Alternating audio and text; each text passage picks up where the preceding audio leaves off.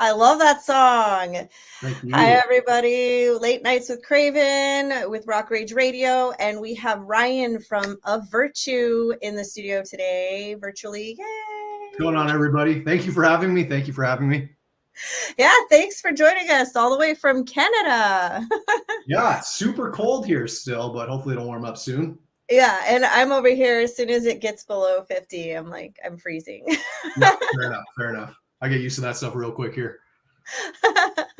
So tell us about the new song. I know you guys just dropped it a couple days ago, and as soon as I heard it, I was like, I've got to get this on my playlist. This is an incredible song. There's just so much going on.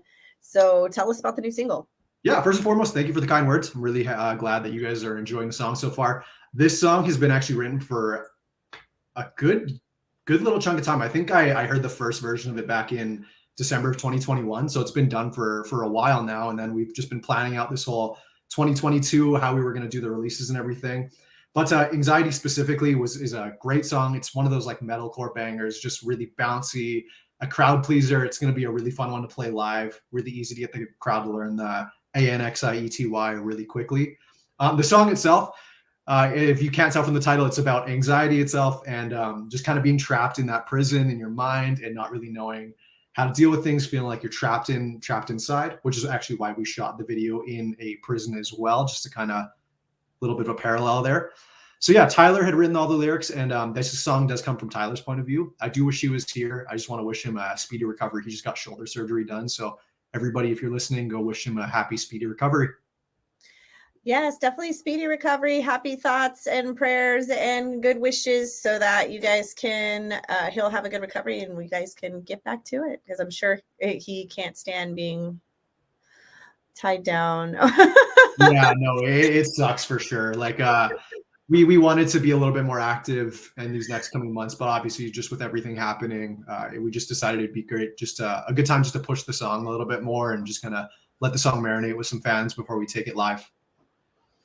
Awesome. So what's your role in the band? So I am the drummer. I'm actually the baby of the band. I'm the newest and I'm also the youngest. I joined the band last year, or about a couple of years ago. We started talking over COVID, actually. I had gotten kind of bored with my life. I wasn't doing too much. So I decided I'd pick up the drumsticks again and make some videos for just like social media, Instagram and whatnot. And then next thing you know, it starts to pick up a little bit. And then I get a message from a Virtue's manager, Oliver, and he's just like, hey, are you in a band, or would you ever want to be in a band?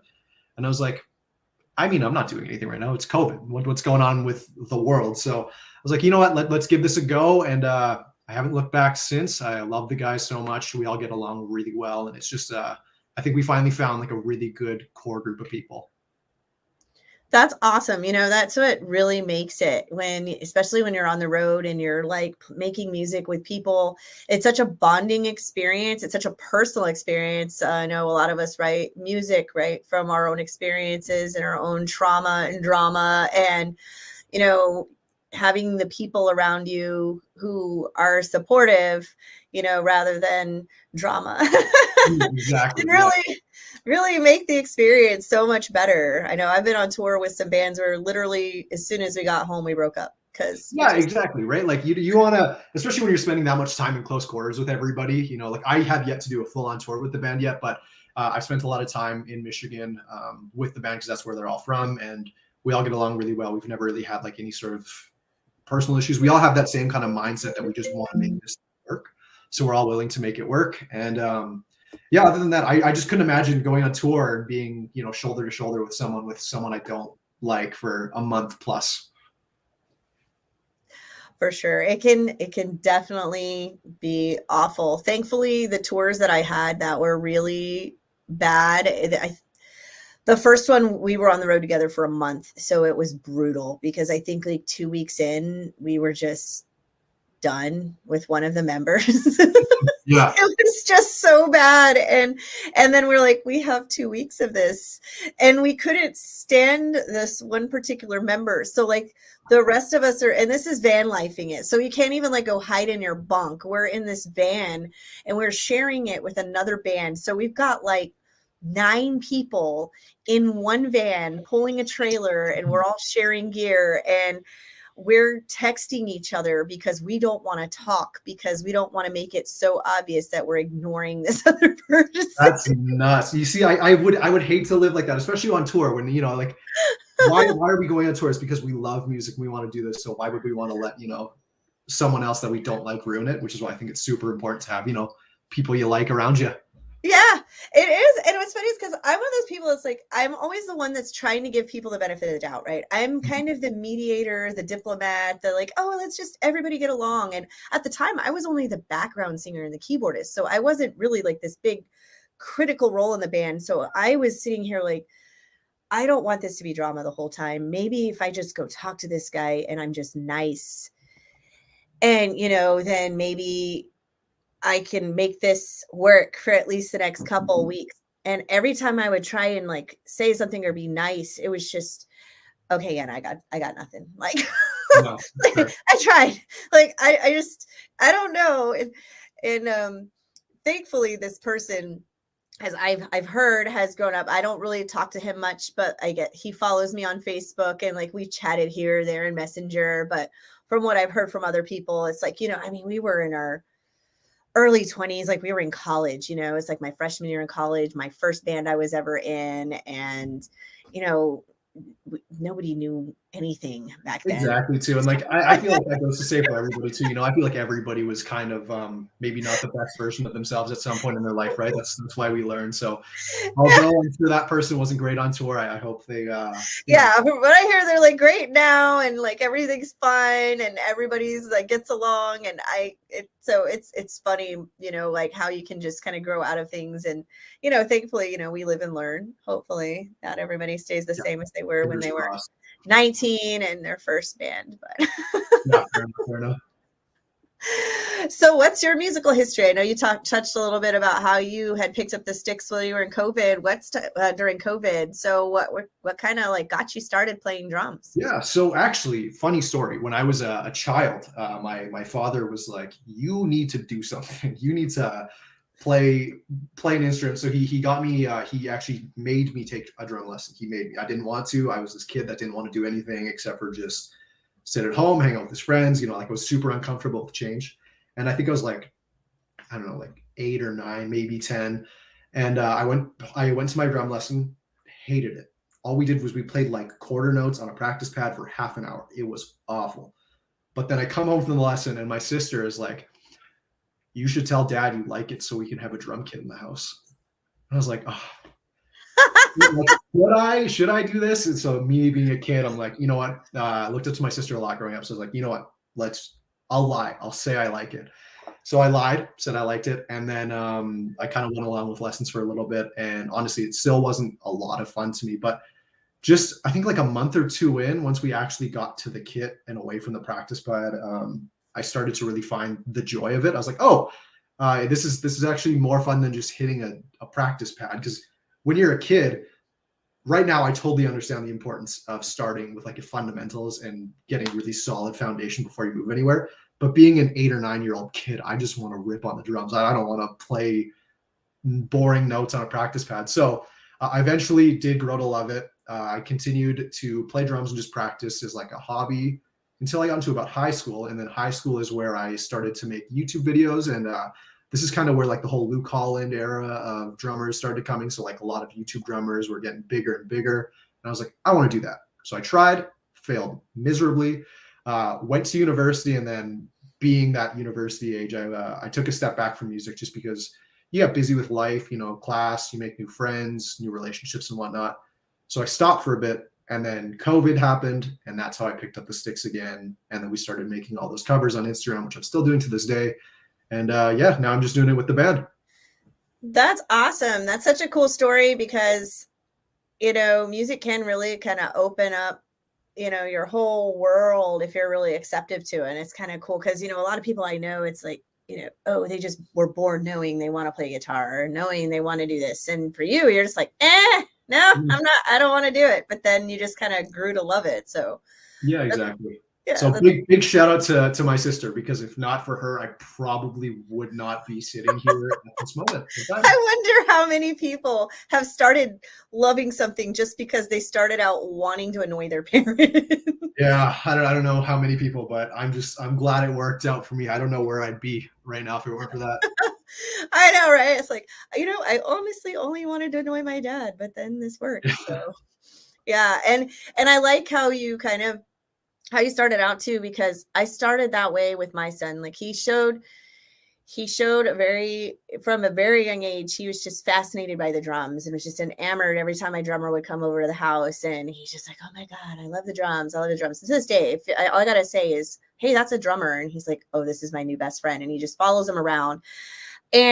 But I took him to my friend Rom, who he's played drums with us before, and he does lessons. And I took him for some lessons, and he did great like a couple of times. But like you said, he doesn't want to sit there and just like do the basic things. And so Rom told me, he goes, you know what? If you're interested in spending the money, just go buy a kit, set it up in your house, and let him beat on him for like a year, and then bring him back and see if he's interested in lessons. He goes, I don't want to crush this kid's love of music by making him sit down and do things that he hates, because he loves the drums. He's just like, I don't know No, about. totally, right? Like, especially being at that young age where like, because right now being this age, I totally understand why my drum teacher at the time did what he did, because he wanted to build like a disciplined drummer. Yeah. And honestly, like when I stopped taking, because I stopped taking lessons probably around like middle schoolish, so I got a Mm-hmm. little bit in, and then once I stopped taking lessons, I started just playing drums. And honestly, that was probably the biggest mistake of my career, was not continuing to like go after these quote unquote boring but really useful lessons. Like, I'm still catching up on so many years of bad habits, trying to catch up, which wouldn't even have been there if I would have been Yeah. if I would have just done it properly from the start.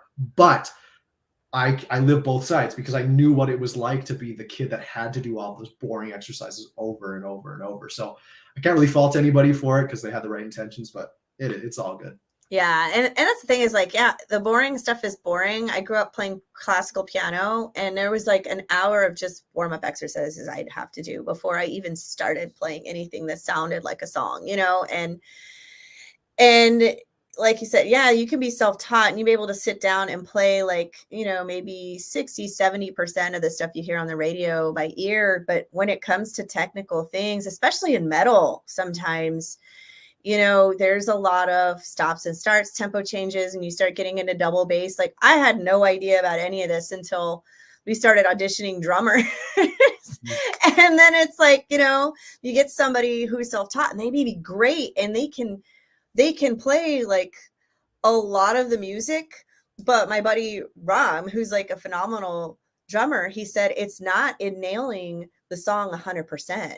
He goes, it's that like 25%. And he's like, you want to get it to like 70%. He goes, but he goes, you don't need to hit 100. You need to hit 70, like 70 to 75% of everything. And it has to be the right things.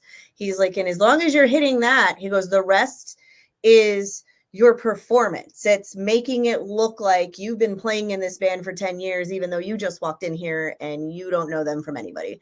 And he goes, but a lot of that is your technique and how you play, because if you don't have the fundamentals, then people see the effort behind it, and then you're like flubbing over yourself. And I'm like, I'm just in awe that you guys can do more than one arm at a time. Like, I'm lucky if I can walk on stage while holding a mic. No, that's totally fair. Yeah, no, I totally get it.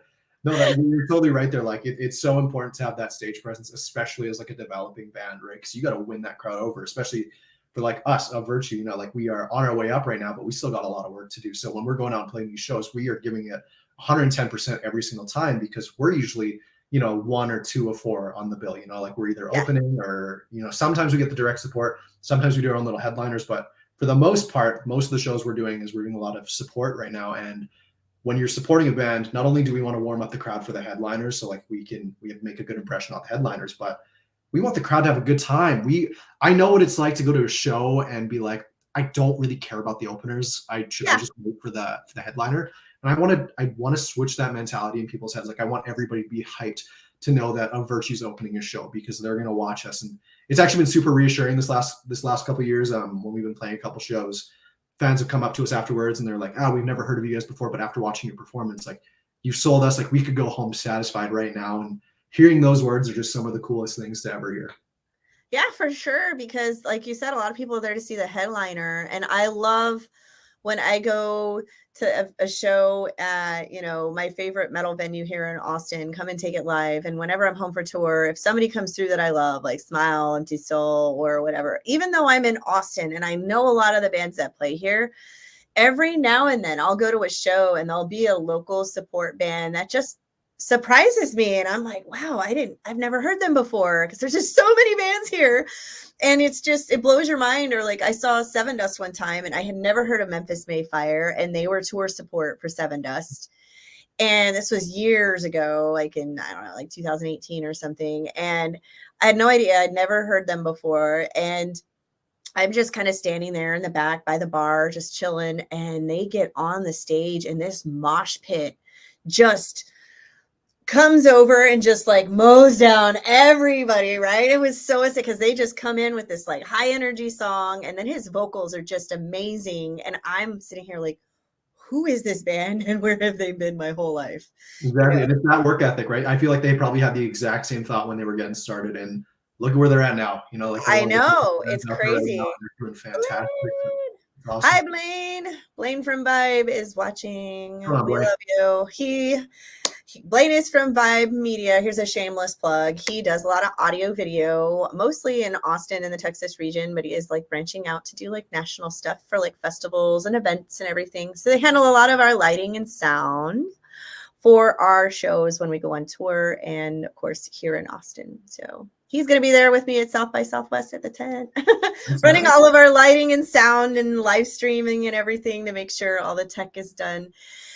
Yeah, it's fun. Yeah, the biggest clap or applause for him, just because there's so much work that goes on behind the scenes that people don't really see. But without them, literally these shows would not be possible. No, they would look awful and sound terrible.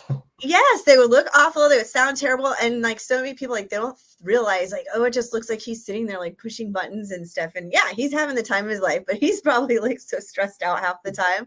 Like one time he did this event here in Austin, this festival, and I don't know what happened. There was a generator like running all the you know, the audio equipment, because it's out in some field somewhere and it's this big festival, and he's and I don't know what happened with the generator, but he got electrocuted and ended up in the ER.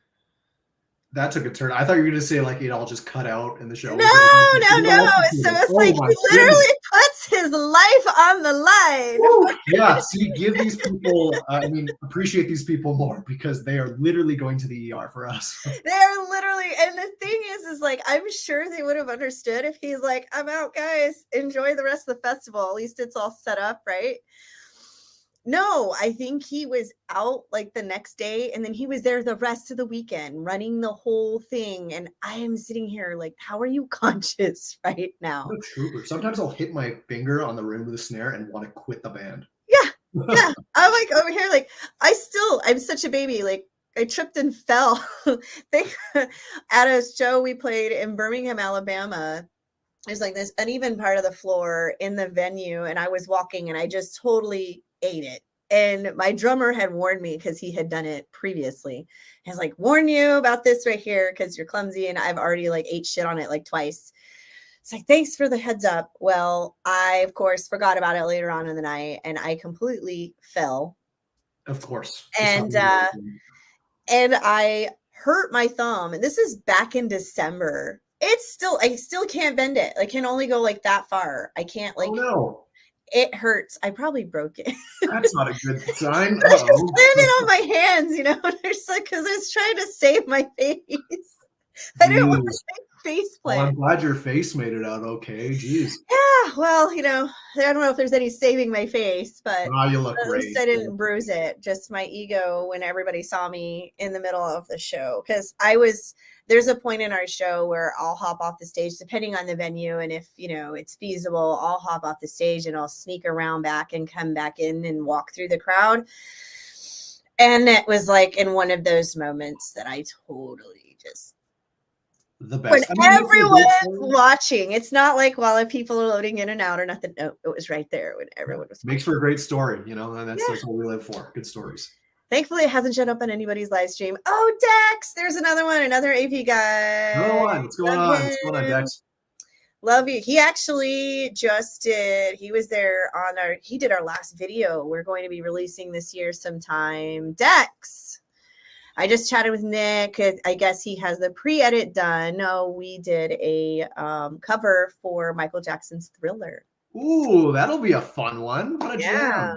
Yeah, we shot it in Ghost Town near just outside of Austin. I guess Fear the Walking Dead and a bunch of other stuff's been filmed there. And so it was really cool to be able to be on that set and in the same space. And Dex, he literally saved the day. So we had this videographer, which I love you AP guys, but they're kind of like musicians sometimes. It's like you book them and you're like, okay, everything's great. And then, you know, they bail at the last minute, you know. It happens. Of course. You know, the creative about The Walking Dead, because Anxiety was actually filmed in a prison where The Walking Dead was filmed too. So. Woo! See, we were meant to meet. Exactly. Yeah, it was. We did ours in Georgia, like a little bit outside of Georgia there, and it was great. It was a good time. Nice. Really cool to see those sets, right? Things you see on TV, and then you're just standing and you're so rad. It is so rad, and like our final scene is built in because they shot part of it in this area. It's like a whole ghost town that they built for some movie set years ago. And there's been a lot of things filmed there. So Fear the Walking Dead came in and they're like, yeah, we love this. We're going to shoot here. And one of the buildings they added on and then they just leave it. Like these companies come in, they build it, and they just leave it. And then Ghost Town uses it as an attraction and they host events and weddings and all kinds of stuff there.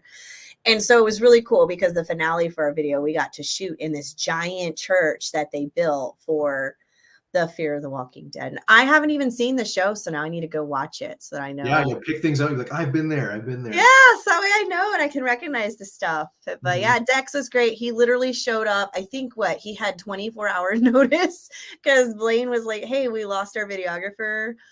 We don't want to have to, reschedule everything, and the band's gonna be on tour, and then like the holidays are coming, so it's like our one window to shoot this, and he's just like, yeah, I got it, no worries. Just shows up. Round of applause for Dex. Holy. And honestly, it was one of the most professional shoots I have ever been on. I had no idea. I'm just like, oh, this is Blaine's friend, some guy he works with. He's showing up, and he's just like, he's bringing stuff. Like my guys are already pretty energetic in their performances, but he's just bringing stuff out of them. I'm just like, oh my God, there's just a whole nother level between him and his friend Nick that came, and they're like yelling at him, I need more and I need this and, all this stuff. And then we had all these extras there that were dressed as zombies and, nobody knew what they were doing. And they're just like, okay, you do this and you do that. And I saw some of the sneak peeks in the footage and it came out really, really good. I can't wait. That's awesome. And honestly, having someone that can direct, it's so important for music videos, especially for those bands that, aren't quite versed in making music videos, right? It's super awkward to just go hard in front of a camera for the first couple of times. So having a director there that's just screaming at you to more, it's a good thing. It's a good thing. Exactly. And it's like, especially for me, I'm like a horrible actress. And if I don't have a microphone in front of me, I don't know what to do with my hands. Yeah, I feel it. Like at all. Like at least you're a drummer. You're busy doing the things. Like Mhm. I don't know what to do with my hands. And so I'm working with a friend. She's actually a choreographer and a Nice. dance instructor. And I started taking her classes.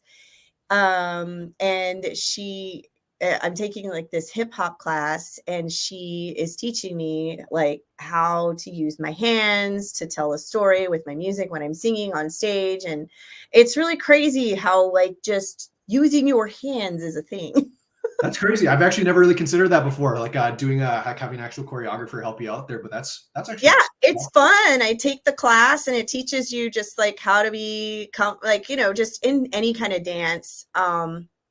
You have to really be comfortable with your body and just your motion and your movement. And I never really thought I did it just because, so with my friend, I'll come and I'll support her and check out the class. And then as I'm doing it, she's like, this can really help you with your stage presence, because if you're not self-conscious here doing all these like things that you're not used to doing in front of a mirror, you're staring at yourself.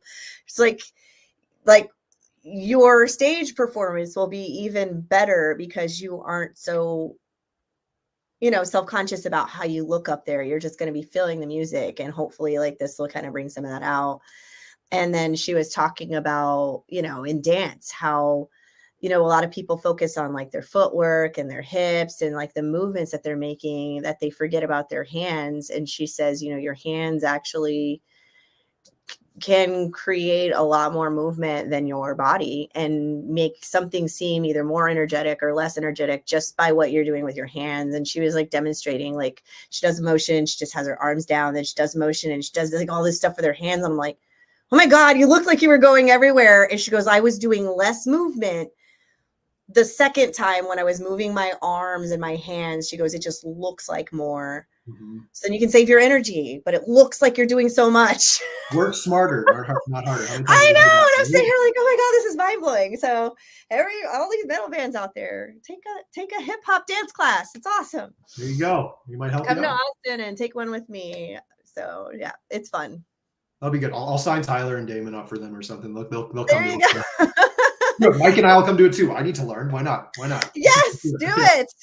We'll have you do virtually, and then when you guys come through on tour, I'll take you and you can come to class with me. That sounds great. And then from then on out, everyone's gonna be like, that is the best looking live band I've ever seen. Look at their It hands. will be. I tell you, it's so crazy because it's funny because you don't think about, most of the time when I'm on stage, I don't really think about what I'm doing because I'm just, you're thinking about the lyrics. You're thinking about, okay, I don't want to trip on this cable and like, you don't want to collide with my guitarist or, but like if you could have intentional movement or move it that actually expresses a song, or like she even said, you could eventually like choreograph movement, where certain things you can do certain things with your hand to express specific emotion to get a reaction from the audience. I'm sitting here like, this is crazy, and I get like pop stars use a lot of choreography and they have dancers, but I've never thought about incorporating that into metal. For sure. But I'm glad it works itself out. Yeah, we'll see. We'll see in my next music video. Yeah, fair enough. I'm excited to see it now. I'm super excited to see it now. I know. So I know you said that Tyler was in recovery from his surgery and stuff, but what do you guys got in the works for later on in 2023? Yeah, for sure. So later 2023, I can't give away too much as of right now, but I would say be prepared to hear some more stuff from us, whether it be music, tour dates, other things along those lines of things. But it'll be a good time where there's going to be a really busy year for us, especially in the back half of the end of the year once Tyler's all recovered and whatnot. So right now we're just going to enjoy the time at home, get rested up because, like I said before, we're always going to give 110% whenever we go out. So we got a lot of stress on the body ahead of us. So really want Tyler to get that shoulder rested up because actually, funny story, what happened was we were playing a show in Bloomington with Bad Omens in the Void back in August. And since we go so hard, Tyler is having fun, throws his arm down for a movement of some part of the song and dislocates his shoulder mid-set, runs off stage screaming in pain and agony. And at this point, I don't even notice because I'm so just into what I'm doing. But then I see him run back out and I was like, oh, where did where did Tyler go? And then I talked to him after the show. And he's like, yeah, I dislocated my shoulder and had to pop it back in backstage.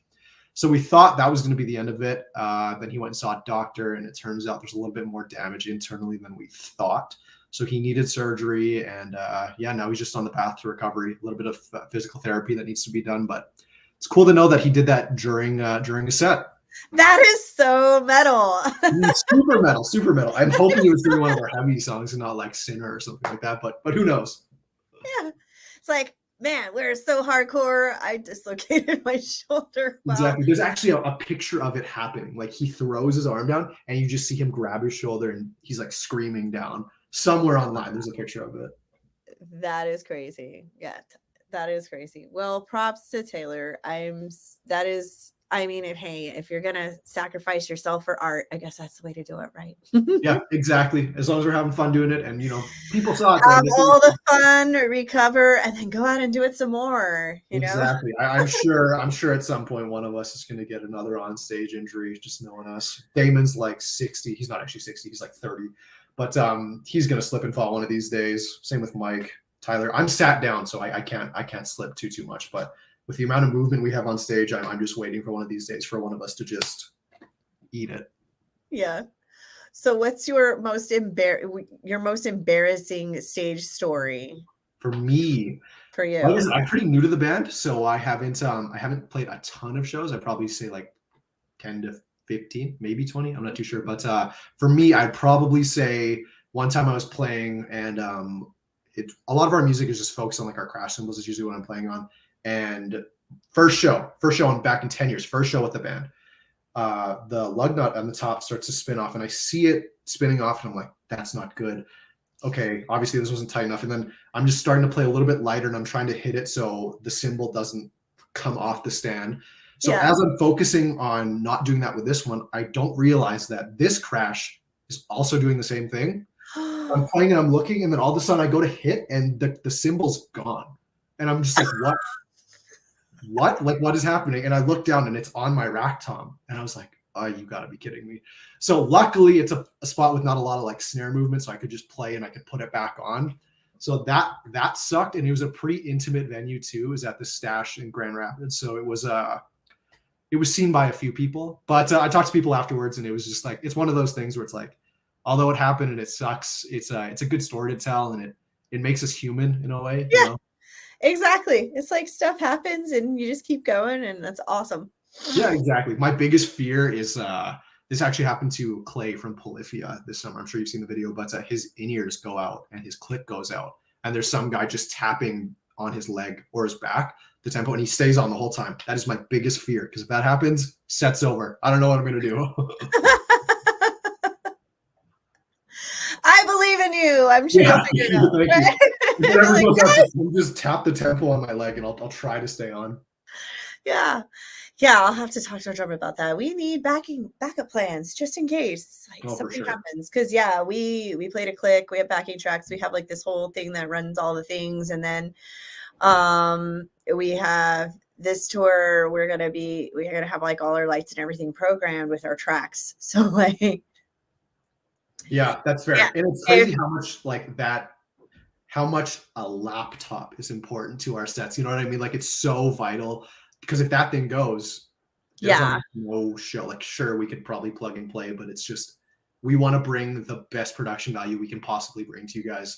So with that being said, we need that laptop there, but it's just crazy how much goes on in that. Yeah, exactly. And it's like, a lot of people are like, oh yeah, there's still some people who are just like, oh, backing tracks, you should be able to play without them. It's like, we can, but the thing is, when I started the band and when we wrote the songs, I had 2 guitar players. And then I lost my rhythm guitar player because he went and started another project with his girlfriend. Phenomenal project. They're doing really, really well.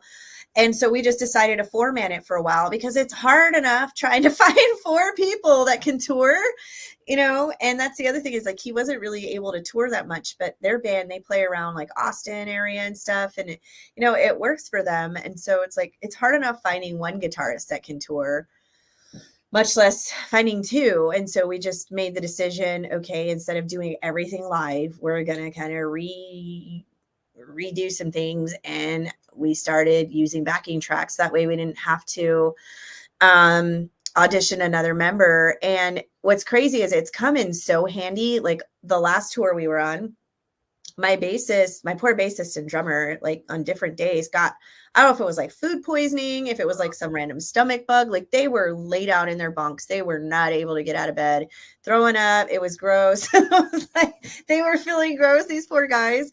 And so and they're just like, oh, I don't want to let the band down. I'm like, it's fine. Check this out. We'll throw the bass on the backing tracks, while we're sitting in here after load-in, and then we'll just play the show without you. And then you'll be fine, because then after that, I think we had like a day or two off, and then he was able to recover, and then he was back on stage with us, a couple days later. So, and then when our drummer, he played through it like the first night, and then the second night we just did like an acoustic unplugged set, and it worked out great. And we just kind of do what we can. Although we have done backing tracks on drums before. If you got to do it, you got to do it. It's either that or cancel. And It was funny because we were just like, well, we could cancel the show.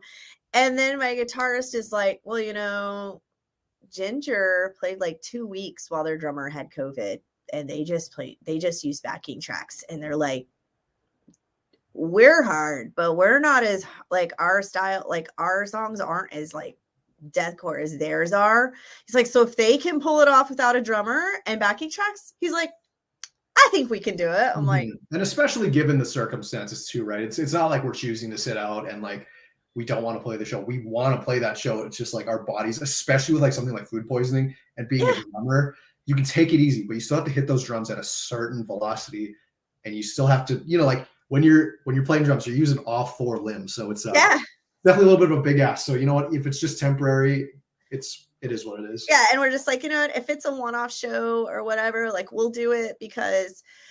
And plus, it's like, how it is when you're on tour and you've got that momentum and you're just like, yeah, we're on tour. It's like, you don't want to miss a show. You don't want to disappoint people. You've been telling them like for weeks you're coming. And then it's like, oh, yeah, I'm sorry. Like our drummer's sick. And especially because it's so far in between how often people are touring nowadays, just with how much it bottlenecked from COVID, right? So yeah, if you got the date there and you want to play it, it's tough to pass that up no matter what the circumstances are. So glad you guys found a way to make it work.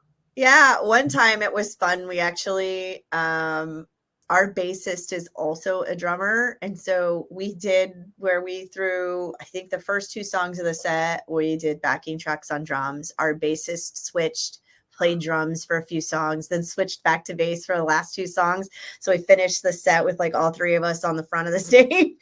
Yeah.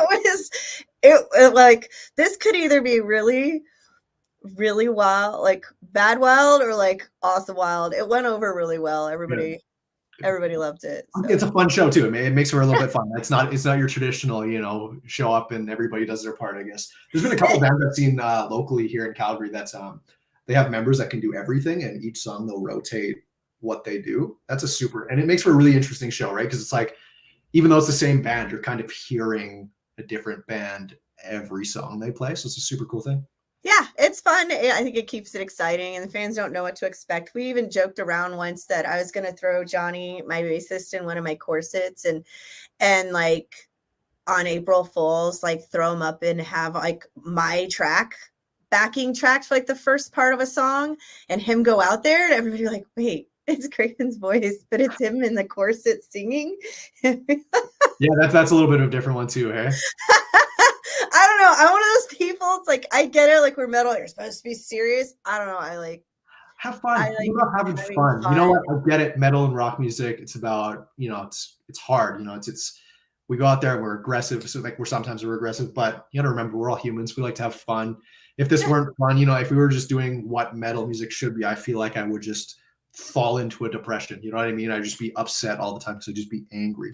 But it's the stuff that makes us smile that makes me want to keep going. It's the fun experiences. It's the cymbals falling off mid-set. It's dislocating his shoulder. It's you falling and breaking your thumb. I know. I really, like 3 months later, I'm probably gonna have to like get it looked at. Yeah, I think you should probably go get it looked at some point too. It's been a while. It's been a while. Like, I guess when was that? Like December 6th or something? I don't even know. Well, I hope hope for a speedy recovery for you. I hope that gets better. I know, it's like, at least I don't play guitar, that would be bad. You I always have to tell the never guy, realize how important your thumbs are until they don't work, and then "Oh, you're like, yeah," "Oh, like, my life sucks." I'm just getting to the point where, like, I can hold a soda can because before, just, like, curving and just the weight of holding a can or a cup, it would, like, put pressure on my joint, and it It was hurt. that bad, hey? Yeah, and it was Jeez. crazy.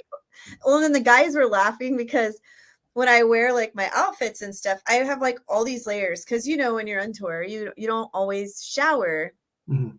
every day, and with corsets, you can't wash them, and we sweat so much on stage, and so normally what I do is I'll wear, like, a bodysuit underneath my corsets, so that way, Okay. I sweat into the bodysuit, and then the corsets don't get all, like, gross and smelly and whatever. Well, I'm getting tangled up in my clothing because you don't realize, like, how much you need your thumb, and so Yeah. I'm sitting here and I'm trying to, like, one hand pull my shirt up, and I'm, like, stuck, and my drummer's just and Alex is there laughing. I'm like, "Would you stop laughing and just help me? Help me, please. Help me get my clothes off." He goes, "I never thought that I would be funny when I heard a girl say that, It's like, No, fair enough. Super fair. hey, come on, come on. I've never had to, like, beg so hard to get somebody to take my clothes off ever. Yeah, Like, no, fair guys, enough. It's not even for the yeah, I know what you mean. like, would you stop laughing and just help, please? That's the thing, bands, everybody in my band, I love them, but oh my goodness, if one of them had the same thing, I'd probably laugh at them too. Yeah, it's so funny. It's like everyone's like, "Oh yeah, what's it like being a girl on tour with all these hot guys?" And I'm like, "Yeah, it's great. They burp and they fart and they snore and it's like they leave their clothes everywhere." Luckily, my guys are pretty good, but it's like we have to, when you're in like this cramped space, you have to make sure like everybody's keeping their stuff. I have a joke like keep your junk and in your funk in your bunk, Mhm. because yeah, it's like you get smelly. And like one time we played a show with these girls, they're called the Soap Girls. They're actually an amazing band. They take their tops off during the set and Okay. they play their set topless.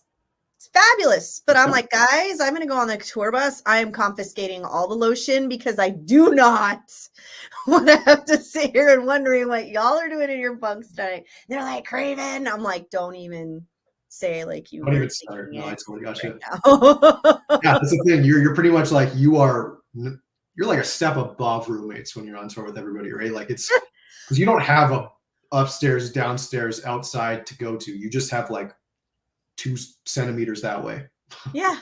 2 inches Yeah. that way. Sorry, you guys are American. I forget about that. Yeah, and I had this like guy once. He was like trying to date me, and he was like he called me, and it was like 3 in the morning after we got loaded up, and we're driving, and Chris is driving, and Johnny's bunk and Alex's bunk. It's like 2 feet away from my bed, right? Mhm. Like we're all right here in this little area, and this guy's like, "Oh yeah, saying some things." He's like, "Yeah, tell me what you feel, and tell me this, and tell me that," and I'm like, I'd rather not right now. Like, Yeah, bad timing. it's not a good time. And he's like, "What? Why? I miss you so much and all this." I'm like I'm 2 feet away from like these guys, and it's no, I'm never going to hear the end of it if Yeah, they exactly. hear me That's a say tough one. That's a really anything tough to you. one. I'm like, no, no. And then he was like so upset about it. I'm like, you don't understand. Pretend you're in like high school and you're in your gym locker room naked with a bunch of dudes around you, and your girlfriend's like, "Baby, tell me you love me on the Mhm. phone." I'm like, no, you're not going to. No, You're that's not going totally to. fair. I could not. I don't think I could either. Even with these guys, love them to death, but holy is that a line I'm not crossing anytime soon. I'm like, I'll text you. I will text you all kinds of stuff. Just make sure that it's not in band chat because we have like a group text, right? So Johnny, it was really late. We had played our last show in New Orleans and we're getting ready to go home.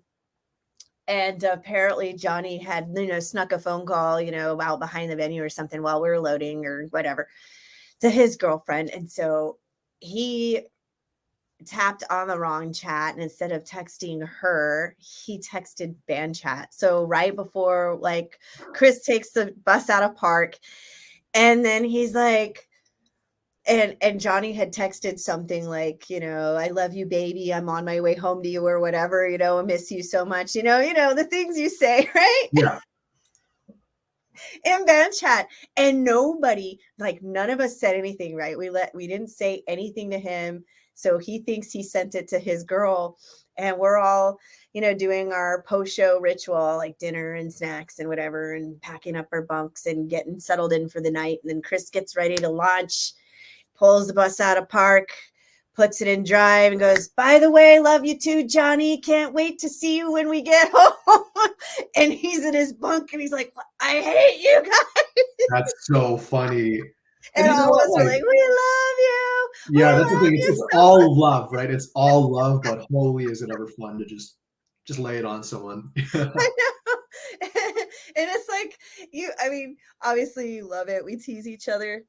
And it's like, I told him once, it's like, you wouldn't feel loved if we didn't do that, though. You'd be like, oh, they don't love me. They don't give me shit. Bonding, right? That's just band bonding. It's the same thing with our band. Like, we constantly roast each other. Like, if you didn't know we were a band and friends, you would probably think we hated each other, because we are constantly like, for me, like sometimes it'll be like, I'm trying to think. Well, for Damon, I think I mentioned this earlier. We call him old all the time. He's not that old. He's like 34, 35 or something like that. Mm-hmm. But all the time, just because he's the oldest person in the band, we always refer to him as like, he's the grandpa of the band, or maybe not the most for sure. But no, he's like, so we always rag on each other for something. For me, I'll share something for what they roast me about. Before I played my first show, and actually this is still an issue to this day that I need to work on. It's at the end of the set, like when you've played that last note and you want to ring everything out, so you're going crazy on the drums. I've never done that before, so I have no idea what to do. So they like play something, and I play probably the worst possible thing to play to, that it makes no sense. So they still roast me for that, like every single time I'm there. I'm still getting better at it, but it's just one of those things. It's like, even though they're roasting me, it's out of love. It's what makes being in a band fun. If we were just super nice to each other, I feel like it would feel super fake. You know what I mean? Like, I know, right? Yeah, there's just no like, talking shit. It's love. It comes down to love, and we all know at the end of the day, like, we know how far we can take things. Sometimes we mess up and go a little too far, but when that happens, like we talk about it. Communication is a huge thing for us. Like, you just want to make sure everybody's on the same page about everything. For sure. Yeah. Communication is so critical. Like, even in band, in any relationship, honestly, like, if you can't sit down and talk about things, I always tell my guys, it's not about never fucking up. Like, it's a given. We're human. We're going to make mistakes. We're going to fuck up. We're going to piss each other off. It's not about never fucking up or never pissing off somebody. It's about how you act in the moment after.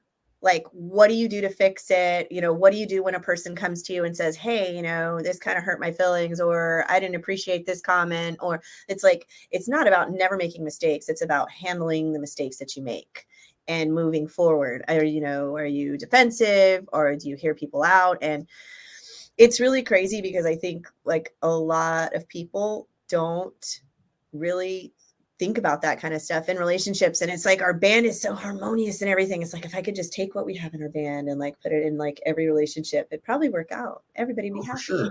Communication is key. Communication is key.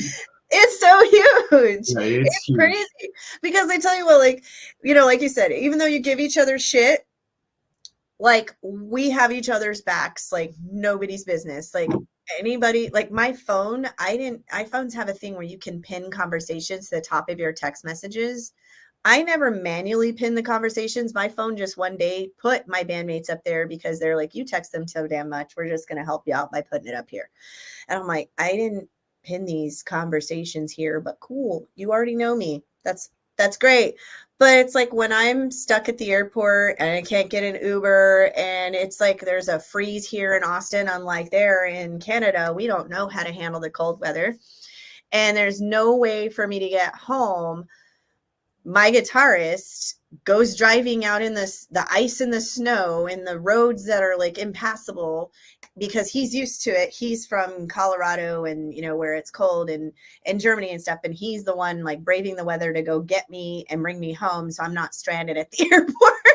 We're trying to like, you know what I mean? It's like when you're on tour and like a relative dies, you know what I mean? It's like your bandmates are just like, I don't know, like it happened to me on tour, and then my bassist another tour we're on, he had a family member that died, and it was crazy because at the end of the tour, he's like, you know, I don't know, like anywhere else, I would have rather have been getting this news. He's like, I don't think I could have handled it like without you guys here, and we're like, oh, you know, because it's just crazy. Like you just become this family. It's almost like, you know, I don't really have anybody like I've been single a long time, and somebody asked me one time, they're like, what's it like being in a band? I go, it's like being married to like 4 other people, but it's more than just like a marriage or a family. It's like music, you know? Yeah. It's a family, but it's like Yeah. a family that's ran like a business. You know what I mean? Yeah. It's like, so it's like business, but it's personal. And it's like everything in between. It's crazy. Yeah, it's just about finding that balance, right? That work-life balance of like, we're a band first, but we are also like best friends too. And it's important to keep your sights on both of those things, because if you get lost in either one of those, that's kind of when you're sacrificing stuff for the band or you're sacrificing friendships. And you don't want to do that to either. So just find what works for you guys and just run with it. Exactly. So I am going to start asking you some questions. I know we kind of covered a lot of the band stuff, and part of the late nights with Kraevin is kind of getting down and dirty and asking things that maybe don't always come up in other interviews. And this will be fun since you're kind of the newest member. Sure, a good initiation to the band, I guess. This will be great. All right, what do you got? We're going to throw you under the bus since none of your other bandmates are here. Okay, so warning for any friends, family, girlfriends, moms who are watching. We love you. Feel free to share your dirt in the comments. Everybody ask your own questions. You are welcome to ask anything, no matter what. Don't be self-conscious. If you're worried about your mom or kids watching, it's okay. Mine are. Hi, Mom. Hi, kids. Hi, everybody. They probably way too much about my personal life and all the bands I interview. So here we go. First question. When was the first time, how old were you the first time you had sex? I was 16. I feel like it's pretty average age here, just 16, high school, you know, couldn't even tell you anything much about it. It was just like one of those, in high school as a kid, all that was on the mind was like sex and so many hormones up here. So I was like, yeah, 16. Yeah, that's a pretty average age. And yeah, I was the late bloomer, so I didn't really have sex until college, but yeah, there wasn't really much memorable about it either. No, I feel like it's just you rip the Band-Aid off and you get it over with. And that's kind of how it was for me. It was just kind of like, oh, I made it this long, might as well. Fair enough. You know. All right. So, as far as sex goes, do you like anal? Have never tried. Never tried. Ever wanted to, or just? I mean, it's something I'm open to. Obviously, it's something I'm open to, but it's nothing like it's not like make or break for me per se. So like, you know, if the opportunity was there, I guess, you know, like I wouldn't shut it down immediately. But it's yeah.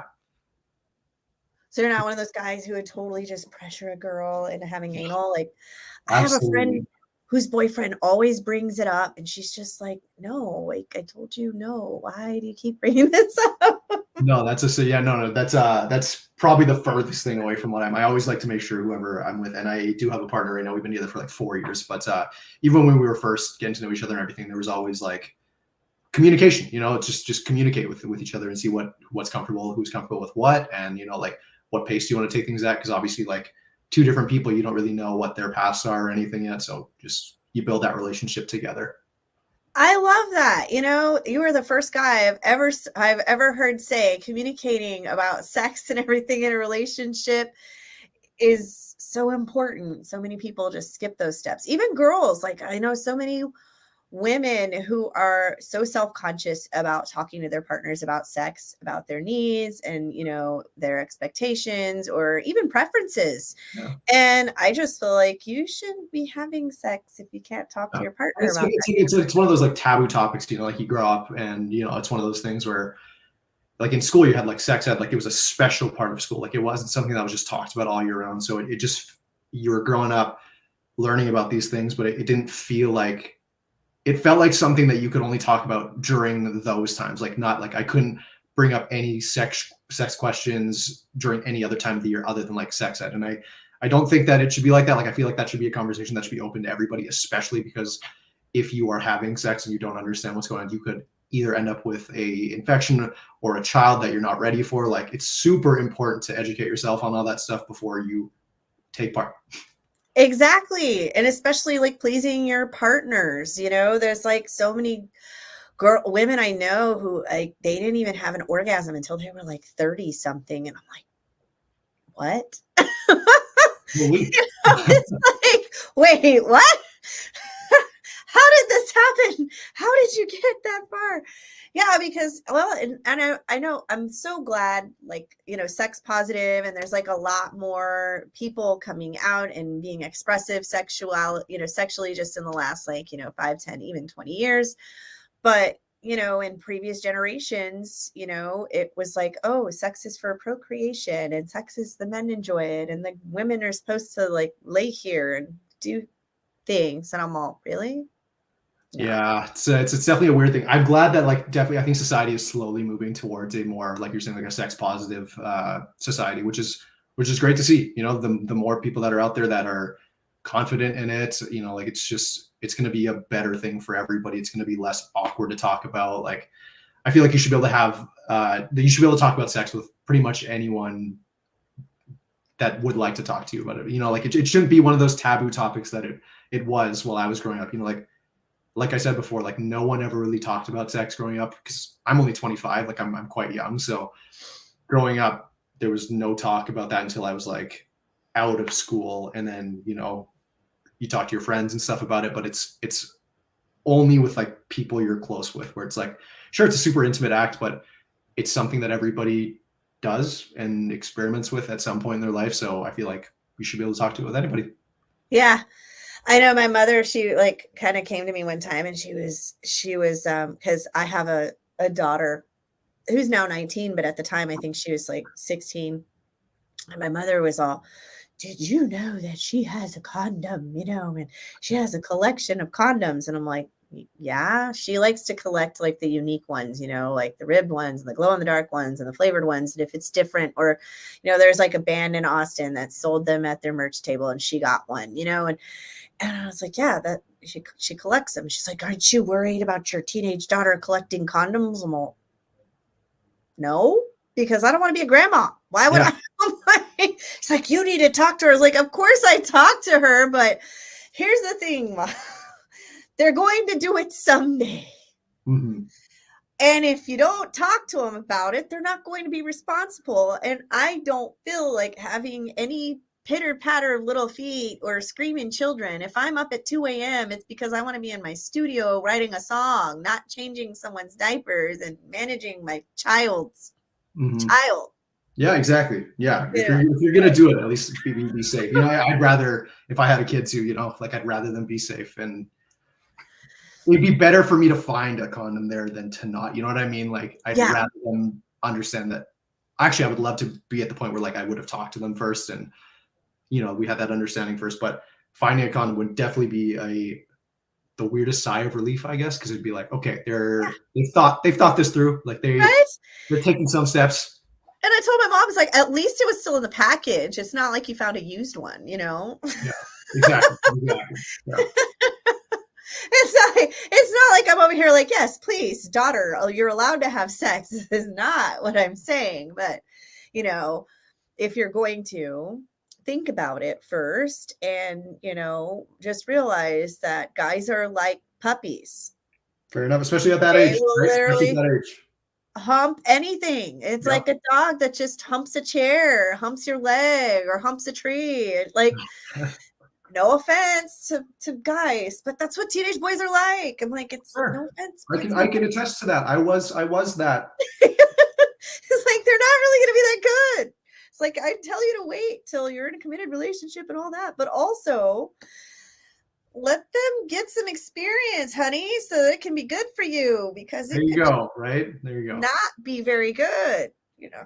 Yeah, my daughter got me on because I was very, very open with all my kids about it. And it would, if they ever had questions, my middle son doesn't come to me as much. My older son doesn't give a shit. Like he's snuck girls over, and I'm like, really?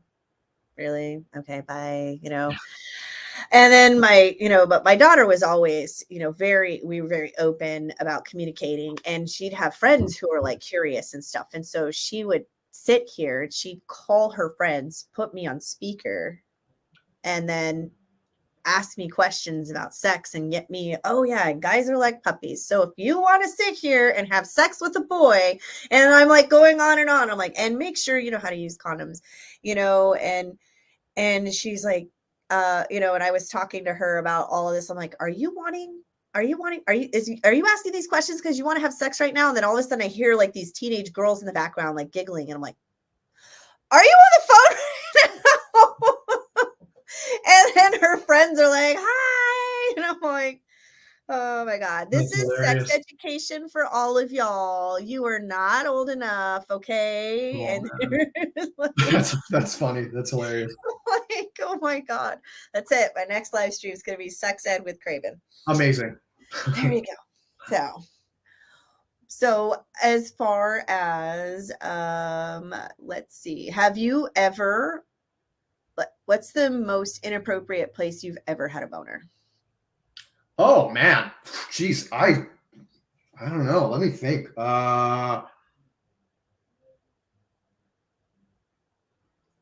Obviously, like when I was in school growing up, I feel like a lot of times in like school math class, being in seventh grade, like I don't know what's going on, and then it's just so many hormones in your body going. I can't say many inappropriate places in like my recent years of living, just because I feel like I'm a little bit more control into that. But I would say like when I was a kid, I probably had one more than I didn't. Probably a lot of places, but it's so long I just don't remember. Fair enough. Have you ever walked in on your parents? Thank Jesus, no. Oh my goodness, especially with the way my family is, because like my family, traditional Asian family, very, very like there was no sex talk growing up. There was like none of that. It was very just like, hey, how was your day? How are you doing in school? How was work? Very base level. Like obviously we all love each other a ton, and like my parents have supported me through so many things in my life, but we just didn't have, like, we weren't close like that. So walking in on that probably would have been a little bit traumatizing to me. Maybe I have, and they've just hit it super well, and I didn't know when I was.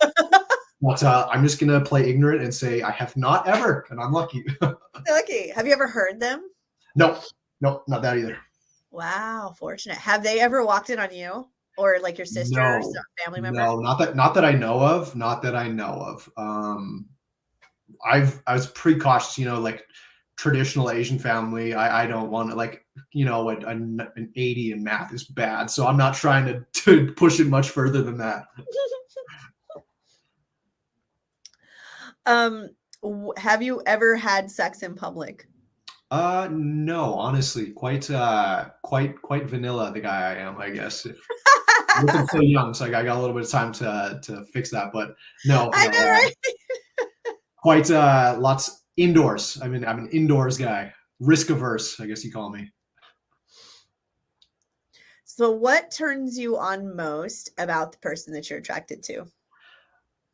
Now, this is going to sound like the biggest cop out ever, but honestly, like, good conversation. Like I'm a sucker for somebody who I can actually sit down and just talk to for a couple hours, because there's so many people out there that I can think that I've gone on dates with or whatnot, and like you sit down, you start having a conversation, and it's just super dry. Like it's just like it doesn't really go anywhere, and they could be the most beautiful person out there that I'm sitting across from me, but if the conversation's not there and there's no like mental connection there, like it's probably not going to go too far. Whereas like my partner now, her name's Olia.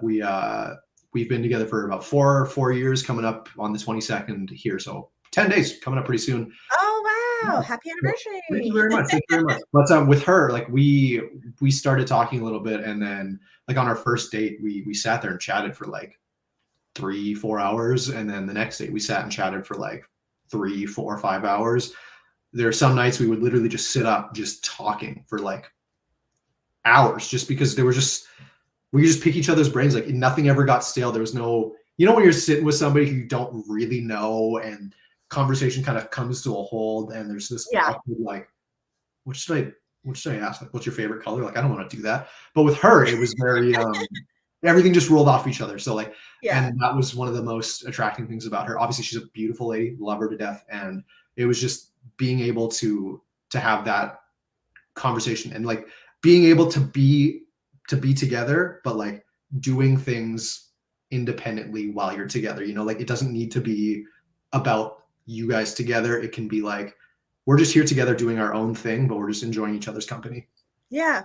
That is so awesome that you found that, because it's such a, it's sad to say, but especially like in this day and age, God, I sound old saying that, but it's like such a rare thing to find. I can't tell you like how many times I've like gone out with somebody, or, gone on a date, and I'm like sitting there trying to converse with somebody. You know what I mean? It's like, I always thought, okay, well, maybe it's because like I'm a musician, I spend so much time on touring and whatever, like I don't have things in common with people. But then like I have friends that aren't musicians, and I can hang out with them for hours, and we chat about random stuff, and it's not really that much effort. So I totally get what you're saying, like about the like conversation and the mental stimulation.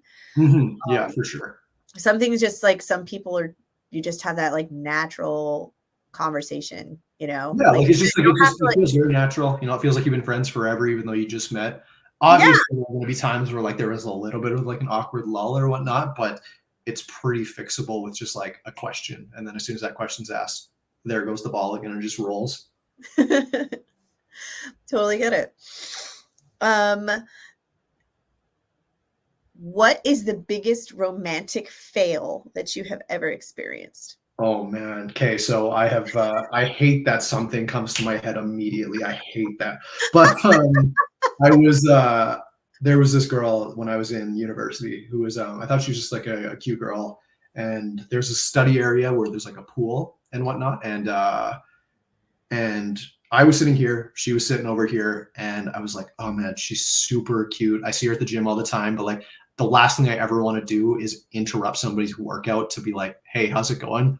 I don't want to do that. But I was like, okay, she's just studying. There's not much going on. So I'm texting my friend. I'm like, should I just do it? Should I just go ask this random person out? Because I've never been that person. I've always been the person that if I'm talking to somebody or I have a plan to ask them out, I've probably talked to them for a little bit before, like even if it's just a day. But this was just like, all right, I'm gonna go up, I'm gonna shoot my shot. I think I asked for a pen or something, and I remember watching, hey, can I just borrow a pen real quick? And she gives me a pen, and I was like, oh, okay, I missed my shot. What am I gonna do now? Because like I got the pen. What do? I just said thanks and walked away. So I'm sitting there, I'm texting my friend again, and I'm like, okay, I got the pen. Now what? She's like, you didn't talk to her while you were during that interaction? I was like, no, I guess not. So I go back and then I give it back to her, and then I'm like, hey, I honestly just think that you're pretty cute. Would you want to go for coffee sometime? And then she was like, no, I am married. And like I had no idea. There was no ring or anything. And yeah, so that was the first and last time I ever went up to a complete stranger and asked them out, because as soon as I asked and she said I was married, like the amount of like heat that's absorbed through my body and the embarrassment, I was like, this sucks. Obviously, like, it's better than like I'm not upset at the situation. It was just like super like a bruised ego, you know what I mean? Like to go Yeah. out of your way to ask somebody out only to get turned down. It sucks. But obviously it was for a valid reason. She was married. And you know what? I get to say that I went and I asked out a complete stranger at some point in my life. That takes a lot of bravery, you know. Surprisingly, there's not a lot of guys that actually approach women. Girls usually, like most people that I know, you know, guys that are like players or, you know, fuck boys or whatever, they pretty much pick either from like a group of friends or they meet somebody naturally and conversations happen, and that's like how they end up with like people that they're with. Yeah. It like I don't know anybody that really has the like guts Yeah. to just walk up and hit on somebody, you know. Exactly. And it's different too, because like now when we live in the day of age of like phones, you know, like it's so easy just to text somebody who you've never met before, because if it doesn't go well, the worst thing you got was just a message that says no, or just like explains to you why not. But like in person, they've seen your like they watched you do that. You know what I mean? Like it's a rough one. But like I said, like I was gonna say I don't regret it. I do regret it because it was but it's a good story to carry on, and I get to say that I did it one time at least. Well, you know, props to you. And like you said, you had no idea. Like Yeah. she didn't have a ring on or anything, so you couldn't have anticipated that kind of. Yeah, exactly. So I Yeah. just, yeah, after that happened, I was like, because I started at the gym all the time, so I was like, this is going to be awful. Because you know, I'm going to see this lady all the time. I didn't, so I'm really hoping that I didn't like creep her out to the point where she's like, I can't go to the gym anymore. So if for some reason you're watching, I sincerely apologize, and I hope your marriage is doing well. All right, we have a comment here from Oliver. He says, "Ask Ryan about his sick tats." Okay. So actually just got this tattoo sleeve done in at the start of July. It took over 3 sessions here, but I'll pull it up here. I don't know if you can see it too much there. Oh, I love that. It's actually very integrated into my life. So this here is my sister's face. It's the bottom half of her face. And then I have drums with some music up here. And then down here, I have a couple guitars, because I do play a little bit of guitar, so nothing crazy. Got a bass clef on my shoulder. I have this like eye that's shaped like a record vinyl player in my inner bicep. And then my favorite part of the sleeve actually is the forearm here. I don't know if I can show it too well. It's like a lantern that's burning some sheet music, but in the sheet music here, it's all of the sheet music that I've written for A Virtue, actually. So it's all very personalized towards everything I've done with the band, which has been, so it's a very personalized sleeve. That is awesome. I love that. Thank you. Thank you very much. I appreciate that. And the designer, whoever did it, is very, very talented. Yes. His name is Amir Mohsin. He's on Instagram. He's phenomenal at what he does, and he's super quick too. Like this whole thing was done in 3 sessions in total. I think it was like 11 hours or something like that. Wow. Yeah, so nothing too bad. Yeah, because I only have one tattoo. This is my one. Nice. Tiny little music notes. I like it. But I got it because my daughter and we had made this pact when she was younger that we would get our first tattoos together. And I didn't realize in the state of Texas, you have to wait till you're 18. So I had to wait till we were 18. We were going to get our first tattoo, and that was going to be the tattoo we got. So as soon as she turned 18, I got this one. But it's like, I want to get more, but now I'm kind of nervous. Like this one it didn't really hurt much, but there's not really much to it. It was like, I don't know, a few minutes, like 20, 30, I don't know. Fair enough. Yeah. Honestly, it wasn't the worst. Like I knew going into it that it wasn't going to feel good. Obviously, there were some parts like my elbow, when he was doing my elbow, I'm pretty sure I saw Jesus for a little bit. In and out of consciousness. But overall, I'm glad I got it done. You know, it was I've been thinking about getting a tattoo sleeve for so long. And it actually goes back to the whole like Asian parents thing. You know, they were not thrilled. I didn't tell them I got it. I just kind of started it, and then they grew to realize that tattoos don't make me a different person. Yeah, you know, that's the thing, is they really don't. And they like you said, it's very personal, and it's beautiful. I love it. It's kind of like art that you can wear with you all the time. And yeah, I hope to get I want to get a whole sleeve on this arm, and this kind of be like the start of it. Yeah. I just, you know, I always like, oh, I've got recordings to pay for. And fair enough. And here's the thing, well, you got your whole life to do tattoos, right? So one of these days, maybe I'll just go up to Canada and I'll have your tattoo artist do it. Anytime. Come on up. I'll refer you over. Yes, for real. Because like one of the ones I want to get, it's like, it actually is a girl's face. I just want it to be just a random, like as like a silhouette of a girl, because I want it to be like a siren. But you know, not everybody is skilled on faces. Sometimes they come out like more caricature, like cartoony or anime. I like the realistic face of yours. I'm the same way. Like, don't get me wrong, everybody's got their own style and everything, but for me, I'm very much into that like realistic type looking thing. For real. So maybe I'll make a trip to Canada and get my tattoo finally. I'm excited. Yeah. It's like, oh, this is my one. This is it. My daughter's already got, I think, does she have 3 already? I know she was talking about getting a 3rd one, but I know she has the 2nd one. She has like this 3D spider like on her arm. Nice. It looks really cool. It literally looks like a spider sitting on her arm. It's so creepy and scary, but she's going with this whole theme where eventually she's going to have like her whole arm sleeved and like part of her body done, because she started hers matches mine, and this one she had it on her side on her rib cage because someone told her that was the most painful spot. So she said she wanted to start there because it couldn't get any worse. Nice. Well, start the most painful, right? And it can't get. Like, I'll start with the most painful part. That way, I know, like, hey, it's not gonna get any worse than this. And so she got the spider, but I guess she's going with like all her fears. Oh, so I guess she's afraid of concept. Yeah, she's afraid of spiders, and then she's afraid of heights. So she has like this really cool drawing of like that she found to like signify heights. And then death, I think, is one. She's got like this really cool like reaper, like angel of death kind of thing that she was looking at. And she was like showing me all the all the artwork that she's gonna end up having done. Once it's done, it's gonna look really cool. That's awesome. That's a super cool concept. I don't think I've heard of that from you. She said, I'm literally gonna face my fears by tattooing them on my body. Amazing. Like, and honestly, it'll look awesome too. So it's gonna look great, right? Yeah. Yeah, I had a guitarist. He had the 7 deadly sins like tattooed around his neck. Oh wow! Yeah, it looks pretty cool. Yeah, that's awesome. Yeah, tattoos are awesome. All right, so let's see. Since none of your other bandmates are on here, tell us a secret about a bandmate. Oh. Okay, what secrets do I know about bandmates? Let's see. If they're watching this, holy, they are all sweating right now. Let's see. I'm trying to think of a secret here. What's a secret about a bandmate?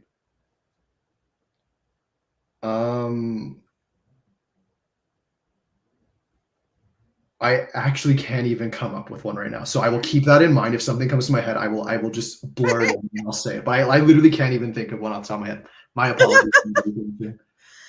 Okay. Let's see. Oliver says, how old is Damon? 75. 75. Because he's like, I actually don't know how old he is. I think that might hurt his feelings. I think he's like 36, 37. We feel like we're 75. Oh man. We love Damon. It's all good. How did Tyler really fuck up his shoulder?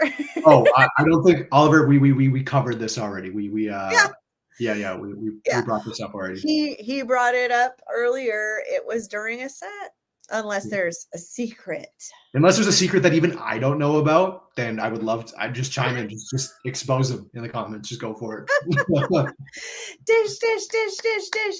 Okay, so what is your least favorite tour? Like I'm saying, since I'm so green with the band, I haven't been on a full tour with them yet. I've only done like we'll do maybe like a 4-show run or like a 3 or 2-show run that I'll just fly out for. Yeah. We'll rehearse, we'll drive to it. Honestly, show-wise, what I'd say was my least favorite show. Not because the show was run poorly or anything, but it's just one of those days where I wasn't feeling too great. It was we played with The Plot in You in Angola, and it was a fantastic show. Like great. The Plot in You and Hollow Front both did fantastic. They were great bands, but just I was coming off of a cold those days, and like that was the first time I've ever played live, being sick, and like there's so much stress because whenever we do these shows, I have to fly from Calgary to Michigan to go meet the guys, right? So I probably pick something up in the airport. Not to mention this is amidst COVID too, so not only am I sick, but I'm stressed about what if I have COVID and I can't go back to Canada for 2 weeks. So you know what I mean? Like it's just there's just so many factors that made me stress about the show. Now, when we got on stage and we started playing, it was great. I had a good time. I was super out of breath the whole time just because I was sick. But overall, I would say that overall day was just a really stressful day. But it is what it is. I'm assuming that's probably going to happen to me at some point. I'm just glad that the whole COVID thing isn't as serious right now. So like, even if I were to test positive, I wouldn't necessarily have to wait a full 2 weeks. I could wait till the symptoms subside and I could fly home. Because that was the worst. That's the biggest fear, right? Like just being stranded, or not stranded because obviously I'd have the band, but like being stuck in the States, a country you don't live in, with a backpack of clothes. You know what I mean? Like it's just a stressful situation. For sure. That's got to be so stressful. So when you guys are on tour, you do tour in a van, or do you have like Yeah, we have a van. Our bass and guitar fill, and I say both because he'll sometimes fill in for guitar or bass depending on what the situation with the members are looking at.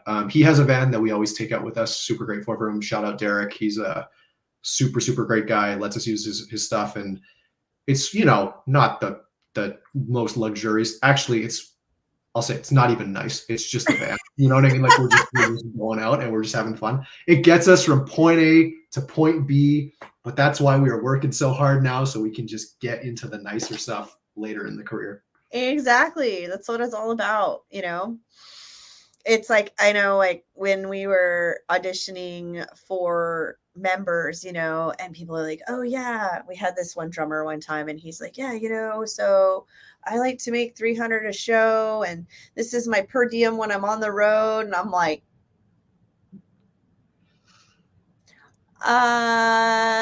yeah, have fun with that. You're probably better off staying in Austin. I'm like, that's funny. And he's like, what do you guys normally make? I'm all,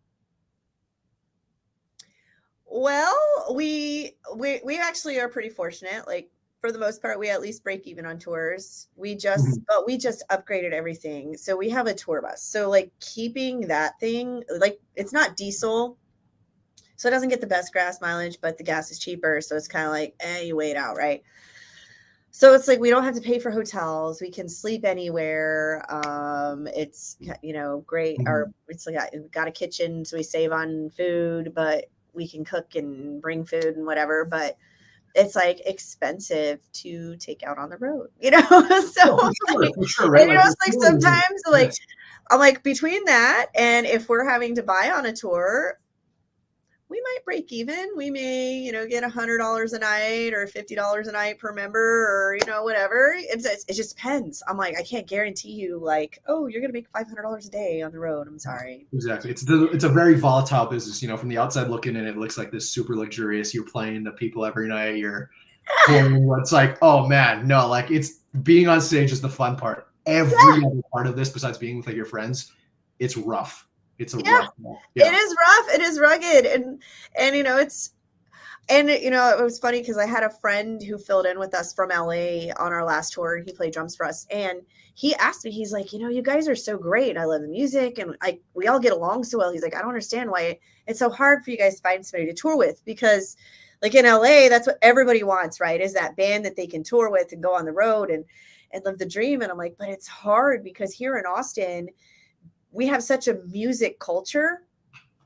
I mean, if you have more than I think if you gig more than like 200 nights out of the year or something like that, or like a certain percent of your income is from music, the city will give you free insurance as a musician. Because Austin is huge music scene, huge music culture. There are so many venues, so many bars. Like you can make a living as a session musician here and never have to leave. So a lot of musicians don't. And so it's really hard to find somebody here who is willing to tour because you can make 150 a night, playing for anybody if you're good at what you do, Yeah, for sure. It's touring is expensive. It's an expensive thing to do sometimes. And I think a lot of people don't realize that, as a lot of bands don't even break even on some tours. Sometimes they come back in the red, but it's so important to take those tour opportunities, even when they maybe aren't the best financial decisions, because it's going to be a good name builder for the band. You're getting yourself out there, you're developing in different markets and whatnot. It's just, although it's not great in the short term, it's a great long-term investment for sure. Exactly. I just try and think of it like, hey, if you were starting a restaurant, right? Mhm. You got to do all this, like, you got to build the building and you got to build the menu and you have to hire the chef and you do all this stuff. You're out so much money before you even open your doors and start selling meals. And then you got to pay all that back before you're in the black and Mhm. not in the red.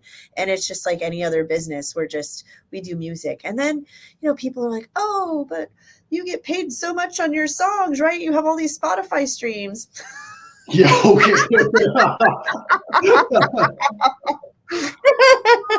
like, how much do you pay to use Spotify? Oh, you have this free version. Okay. Yeah, that's yeah, no. A lot of people kind of have that perception skewed to streams. Although it's a great way to get access to all music you could ever want. It's definitely not the highest money making thing that's going to be out there now. It's comes down to touring and merch sales and all that and all the other stuff there. Yeah. So, where can everybody find your band? I'm going to go ahead and post your links here, but this way you can say where everybody can find you. So if they want to find you on social media or on Spotify or whatever. Of course. Yeah. So the band's name is Of Virtue, and you're going to be able to find us on pretty much any platform with that, whether it be Facebook, Instagram, Twitter, TikTok, everything. We're going to be there. Just look for Of Virtue. If it's not Of Virtue, it'll be Of Virtue Band. One of the two. We tried our best to get that Of Virtue tag. Other than that, you can find us on Spotify, Apple Music, Tidal, any of those streaming platforms. We're going to be on all those there. It's going to be a really cool year for the band. We got a lot of cool stuff coming up. We're going to be heading to Europe at the in August, I believe, end of July, August time. We're going to be heading to Europe, so that's going to be a great time. So keep your eyes out, and we're going to be announcing a ton of more things. So check out the socials, give us a follow, and stay up to date with everything because we're really excited to share all the news with you. If I could, I would tell you everything I know right now, but Oliver, my manager, is watching and won't speak to me. Yes, he is. Yeah. They're like, no, you can't tell. I know. I had one of our super fans because I just found out they booked this show in Lubbock because we were playing a festival in Vegas next month. And so our managers and everybody, they're trying to get us, shows like, so you can hop your way there and hop your way back and cover our gas and all that. So one of our super fans like messaged me last night. I was like, hey, I just saw the venue posted this thing that you guys are going to be in Lubbock, just make sure you let me know and everything. And I'm like, oh, okay. I didn't know yet, but awesome. Yeah. Even like when you find out things before. Oh, cool. That's awesome. I didn't know that was a thing yet. Awesome. Cool. Yeah, I definitely will keep you posted on the details. Yeah, as soon as I get them. Yeah,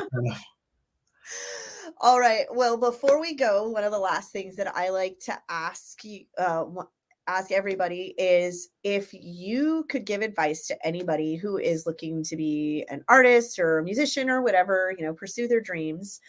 What would be your best advice to give somebody? All right. So I actually get this question a lot because like I was saying, I started doing the whole drum cover thing on Instagram, and I actually built a platform. I went from like under 1,000 followers and I'm over 130,000 now. So the reason I was able to do that was because I was consistent and I did things for the right reasons. I did it because I was having fun.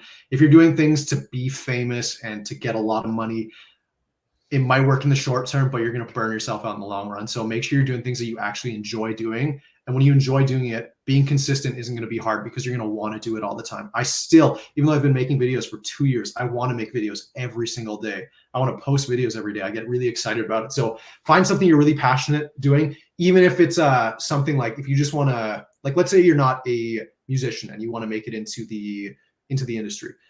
There are so many openings for photographers and front of house guys, like LEDs, lighting directors. There's so many things out there that you can do if you're not a musician and you want to break your way into the music industry. Just a little bit of research. Contact me specifically. I would love to help you guys get to wherever you want to be. But yeah, if I'm going to bring it back to any point, I would say just be consistent and have fun with what you do. And trust me, if you do those two things, eventually it might not happen right away. It might not be overnight. It took me 2 years to get to where I am. It'll pick up. It'll pick up. People will start to notice. So just have fun with it and be consistent. Awesome. Well, thank you so much for joining me on Late Nights with Kraevin. And everybody go check out A Virtue's new song, Anxiety. It is on all the streaming platforms. You can catch their new video on YouTube, and you will hear them as the featured band on rockrageradio.com. The Morning Walk of Shame with Kraevin. A Virtue will be the featured band on Thursday, and we'll be featuring clips from this video and be playing the new song. So make sure you tune in every morning at 8 a.m. Eastern Standard Time. And thank you guys for watching. Thank you, guys. Thank you for hanging out.